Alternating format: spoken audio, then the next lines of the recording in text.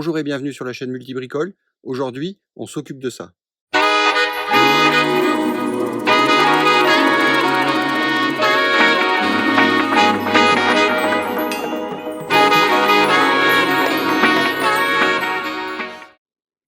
Alors, le kit dashcam caméra TwoGuard CE20A est composé d'une caméra avec un écran qui est assez pratique pour positionner la caméra, d'une carte mini SD 32 Go qui suffit largement, qui est fournie et qui suffit largement pour enregistrer les séquences de vidéo, 6 heures d'enregistrement je crois. Un deuxième support à inclinaison un peu différente en fonction de l'inclinaison de votre pare-brise. Une alimentation allume-cigare avec un câble suffisamment long pour suivre les montants du pare-brise et ne pas avoir un fil qui se balade sous les yeux. L'antenne GPS, le raccord d'antenne GPS, un port USB pour pouvoir transférer des données, des passes-câbles autocollants et des stickers d'échange pour repositionner éventuellement votre support de caméra, un autocollant à coller ou pas pour prévenir que vous avez une dashcam et une notice d'utilisation.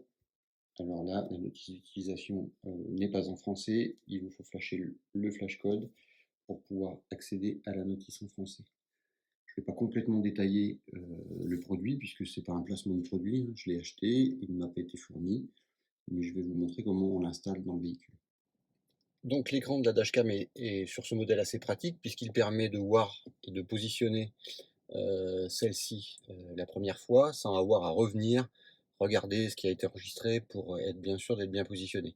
Il faut la positionner sur le pare-brise avant, à proximité du rétroviseur, et là on voit tout de suite la difficulté, c'est que finalement si on le met trop près du rétroviseur, on n'a pas accès à l'écran et on n'a pas accès non plus aux commandes sous l'écran. Donc l'idée c'est de positionner cette caméra pour ne pas trop gêner le champ de vision et de la positionner pour avoir une visibilité quand même, enfin pour que celle-ci puisse voir correctement et filmer tout ce qui se passe devant le véhicule, ne pas être gêné par cette partie-là par soleil, ne pas être gêné non plus par le cache des outils de détection de pluie, tout en ayant accès à la fois à l'écran et aux touches de commande. Donc là la position est correcte, elle permet de voir tout l'avant du véhicule et donc de voir en cas d'incident ce qui s'est produit. Maintenant il va falloir chercher des passages dans le véhicule pour passer ce câble là de manière à ce qu'on ne soit pas gêné.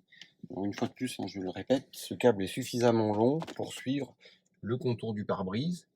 On va associer à ce câble l'antenne GPS que l'on va cacher derrière le cache des équipements de détection de pluie. On fera ensuite passer le câble sous la moquette du plafond.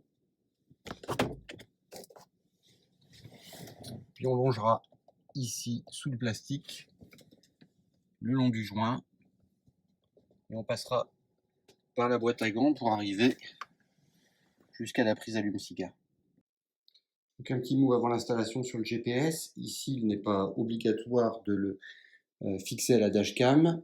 Il faut savoir que cet outil permet d'une part la géolocalisation, donne aussi des idées de la vitesse. Je dis des idées seulement parce qu'il n'est pas hyper réactif. Et souvent, il y a un délai entre la vitesse atteinte et la vitesse affichée. Voilà. Donc à vous de voir si vous souhaitez l'associer ou pas à la caméra. Voilà, donc vous branchez l'appareil. Ici, on a mis l'antenne GPS. Vous venez dissimuler les câbles, comme je vous l'ai signalé tout à l'heure. Dans l'ensemble des passages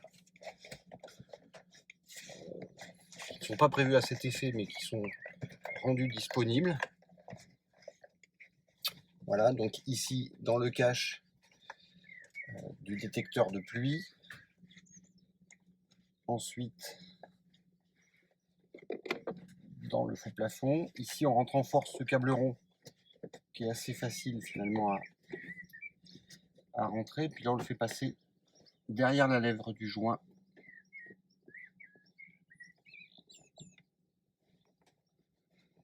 de porte. Attention de ne pas mettre le câble sur des endroits qui sont des endroits en mouvement, puisque bien sûr il sortirait de lui-même. Donc là on a passé le câble derrière la lèvre du joint de portière. On va le faire passer ici. S'il ne tient pas, c'est pas très grave. Et on va réussir à le coincer également derrière cette baguette là. Voilà, qu'on tire légèrement. Donc le câble se coince assez facilement sous la baguette.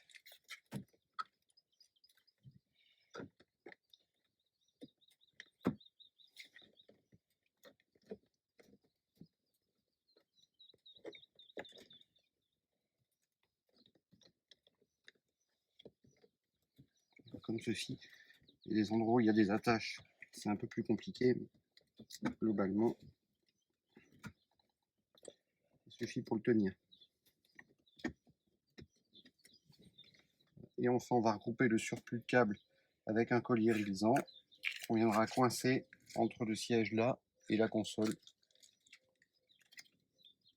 pour ne pas être gêné. Et du coup, on a quelque chose de complètement invisible dans l'habitacle.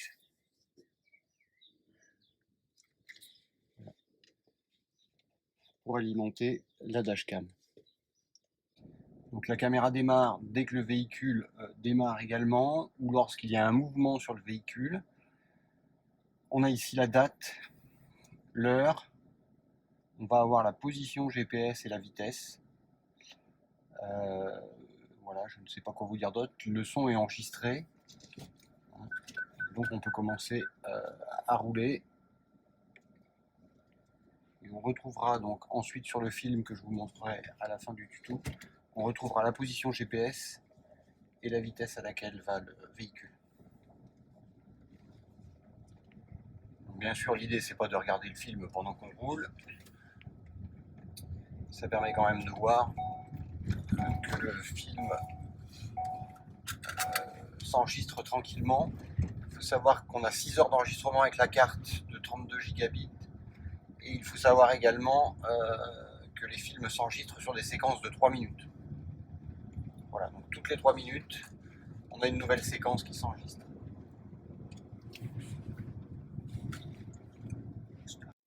Donc bien sûr, votre dashcam ne doit pas être positionnée dans le champ de vision.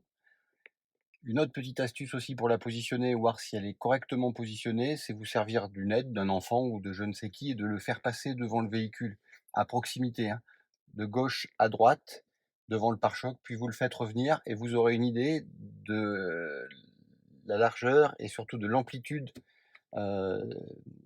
du film de la caméra, et vous pourrez savoir ainsi si votre dashcam est efficace, parce que si vous ne voyez pas ce qui se passe devant le véhicule, si vous voyez trop loin, pour le coup, cette dashcam ne sert à rien, et elle ne vous servira pas en cas de choc à prouver quoi que ce soit.